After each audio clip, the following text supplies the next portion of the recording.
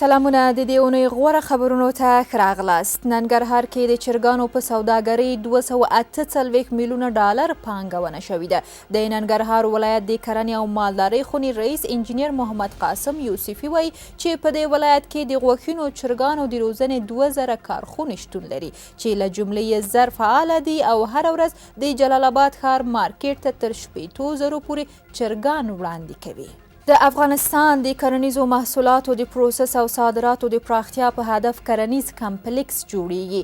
د کرنې او مالدارۍ وزارت وایي چې په دې اړه د ولسمشر غني په مشرۍ ځانګړه غونډه جوړه شوې وه. دغه وزارت وایي په غونډه کې پریکړه شوې چې د کرنیز کمپلیکس جوړول د له کندهاره پیل او وروسته د هیواد په نورو ځایونو کې تطبیق شي. کابل کې د کرکټ یو نوی معیاري لوبغالی جوړیږي. کرکټ بورډ وایي د ولسمشر محمد اشرف غني د حکم پر بنسټ د کابل په الوخیلو سیمه کې د کرکټ د یو معیاري لوبغالي د جوړېدو په هدف 8 جریبه ځمکه ځانګړې شوې چې د لومړنیو رسمي چارو تر بشپړېدو وروسته به ډېر ژر رغنیزې چارې هم پیل شي. دا لوبغالی به د 15,000 نندارچیانو د ځایېدو وړتیا ولري. د اقنې اندخوی د وسپنې پټلیو جوړولو چارې 85 سلنه بشپړې شوې دي. د افغانستان د وسپنې پټلۍ اداره وایي چې د اقنې اندخوی د وسپنې پټلۍ 11 کیلومتره اوږدوالی لري او ټاکل شوی تر راتلونکو څو میاشتو پورې پاتې برخه هم بشپړه شي. د دغه ادارې په وینا د اقنې اندخوی وسپنې پټلیو جوړول د هیواد د داخلي وسپنې پټلۍ شبکې د رامنځته کولو په موخه یو مهم ګام دی. قطر په کابل کې د 110 میلیونه ډالرو په لګښت ښارګوټی جوړوي. د افغانستان د ښار جوړونې وزارت وایي د یاد ښارګوټي د رغولو تړون د الخرافي خیریه موسسې او ساختماني شرکتونو ترمنځ لاسلیک شوی دی. د ښار جوړونې وزارت د معلوماتو له مخې دغه ښارګوټی 8 12 پوړیز هستوګنیز بلاکونه، 3 پوړیز تجارتي بلاکونه، 1 جومات، 2 ښوونځي، 1 دارالیتام او 2 15 پوړیز تجارتي مرکزونه لري چې په 32 جریبه ځمکه کې جوړیږي. د هرات په صنعتي ښارګوټي کې د سولرونو، المونیمي لوښو، ملغلرو، مروارید تیږو او غمیو د تولید فابریکو په کار پیل وکړ.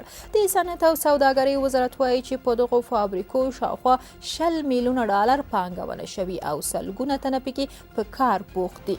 دغه وزارت د معلوماتو له مخې اوس مهال د هرات ولایت په صنعتي ښارګوټي کې 300 تولیدي فابریکې فعالیت کوي.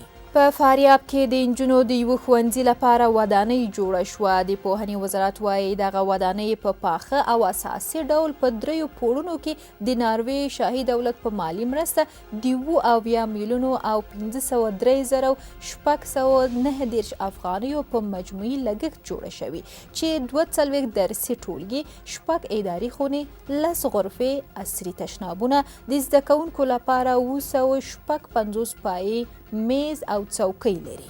په میدان وردګو ولایت کې د 115 میلیونو افغانیو په لګښت 22 ښوونځي جوړ شول. ځایي چارواکي وایي په دغو ښوونځیو کې 25 د نړیوال بانک د اقرا پروګرام او 2 نورې د دوست هیواد هندوستان له لوري جوړ شوي دي.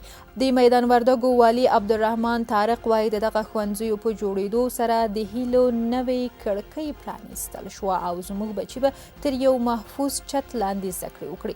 طارق زیاته کړې چې په دې ولایت کې یو شمېر نورې پروژې هم تر کار لاندې دي او ژر تر ژره به ګټې اخیستنې ته وسپارل شي.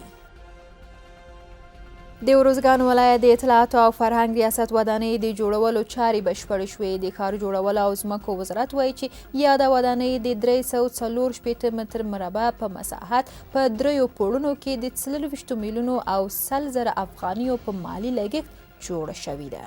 قدرمنو لیدونکو دا د دې اونۍ غوره خبرونه تر بیا ښې چارې.